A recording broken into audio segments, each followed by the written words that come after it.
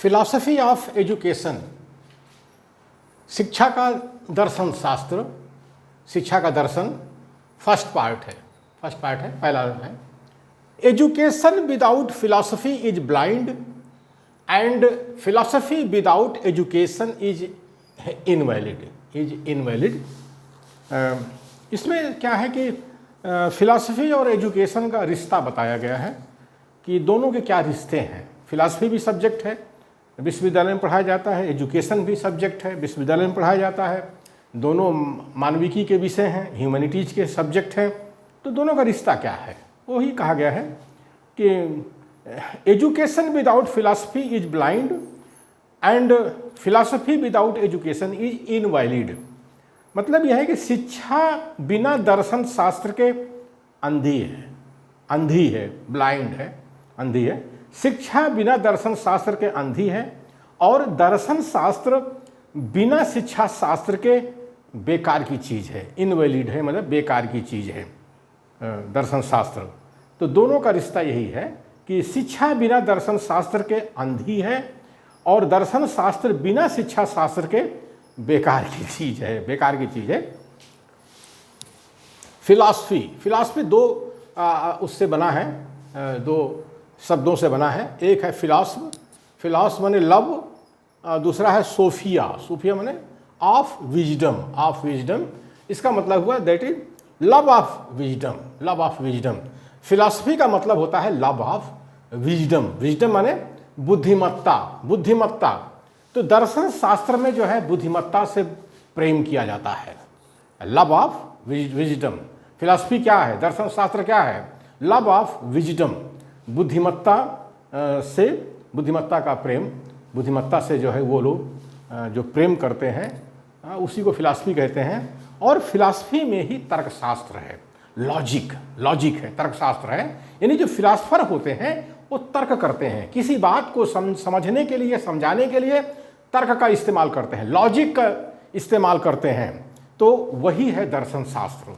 दर्शन शास्त्र का यही महत्व है कि दर्शन शास्त्री जो होते हैं वो तर्क शास्त्री होते हैं, एक तरह से तर्क की बात करते हैं। जो तर्क पर सही नहीं बैठता उसको नहीं मानते। ये कहिए कि आस्था है, विश्वास है, मान लो, नहीं मानते। तर्क पर सही उतरना चाहिए, तभी हम उसको मानेंगे। यही है फिलॉसफी, इसी को दर्शन शास्त्र कहते हैं। यही दर्शन शास्त्र का महत्व है। और आज सारा जो एजुकेशन है वो तर्क पर आधारित है। तो इसीलिए कहा गया कि philosophy is the mother of all the subjects.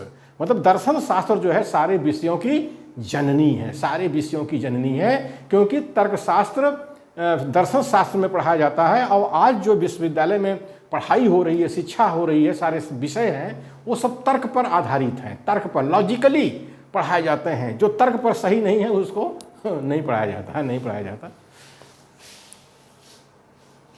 Philosophy is an attempt to answer the ultimate question of life. Philosophy is an attempt to answer the ultimate question of life.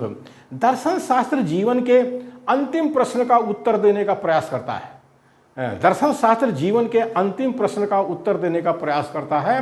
मतलब दर्शन शास्त्र जो है जन्म से लेकर मृत्यु तक के जो भी प्रश्न लोगों के दिमाग में आते हैं सबका उत्तर देने की कोशिश करता है दर्शन शास्त्र। ये दुनिया कैसे बनी है, ये दुनिया जो है किसने बनाया है, ये दुनिया कैसे चल रही है। कुछ लोग कहते हैं देव बैठा है, दूसरे दर्शन शास्त्री बोलते हैं कौन सा देव है, कैसा देव है, कहते ढेर सारा देव है, अरे एक को दिखाओ।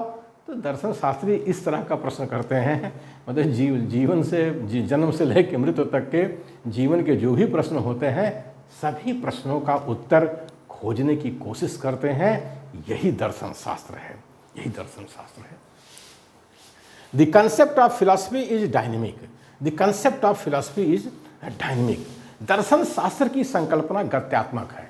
दर्शन शास्त्र की संकल्पना गत्यात्मक मतलब डायनेमिक है, स्टैटिक नहीं है। मतलब ये जैसे समाज आगे बढ़ता है, समय आगे बढ़ता है, तो उसका जो संकल्पना है उसमें भी बदलाव आता है। कहने मतलब ये है it changes with the change of time. यह समय के साथ परिवर्तित होता रहता है, ये समय के साथ परिवर्तित होता रहता है। यानी दर्शन शास्त्र की जो संकल्पना है वो समय के साथ परिवर्तित होता रहता है। अब कैसे रहता है परिवर्तित? जब तक विज्ञान नहीं था तो लोगों ने सोचा कि अरे ये दुनिया कैसे चल रही है, तो किसने कहा अरे ऊपर कोई देव बैठा हुआ है, ऊपर तो दर्शन शास्त्री उस समय के प्रश्न करते थे कैसा देव है, तो बोले एक देव नहीं है, ढेर सारे देव हैं। अरे एक देव कैसे नहीं है? बोले जैसे एक देव है तो उसकी देवी है, तो देव देवी है तो ढेर सारे बच्चे भी हैं। तो दर्शन शास्त्री इस तरह से प्रश्न करते थे कि अगर देव है तो देवी भी होनी चाहिए और देव देवी है तो बच्चे भी होने चाहिए। तो दर्शन शास्त्री ऐसे प्रश्न करते थे। फिर कुछ लोगों ने कहा एक ही देव है, तो दर्शन शास्त्रियों ने कहा अरे ये एक देव से बात बनेगी क्या? एक देव, इतनी बड़ी दुनिया एक देव चलाएगा?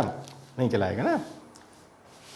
Every man is a philosopher and lives in accordance his philosophy of life,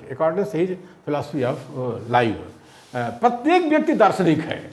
दर्शन शास्त्र में ऐसा माना जाता है दुनिया में जितने भी लोग हैं सब दार्शनिक हैं, सब फिलासफर हैं और अपने जीवन दर्शन के साथ जीता है और अपने जीवन को दर्शन के साथ जीता है। जो उसका दर्शन होता है, जो फिलॉसफी होती है ज़िंदगी की, वैसे वो जीता है।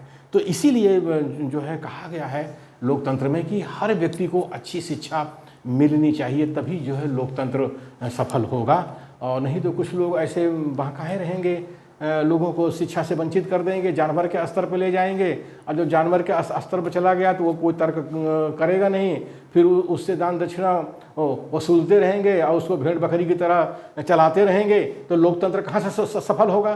कहाँ से सफल होगा?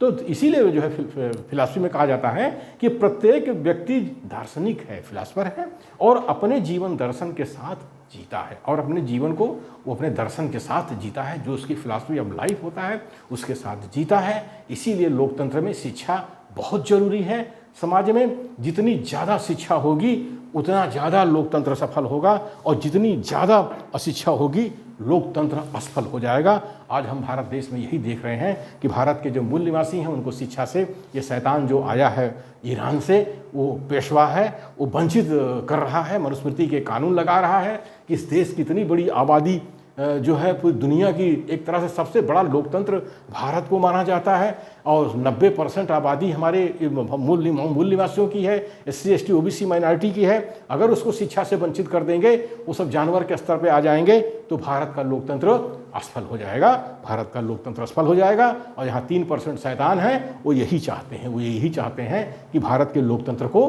असफल कर दो, यानी लोगों को शिक्षा से वंचित कर दो।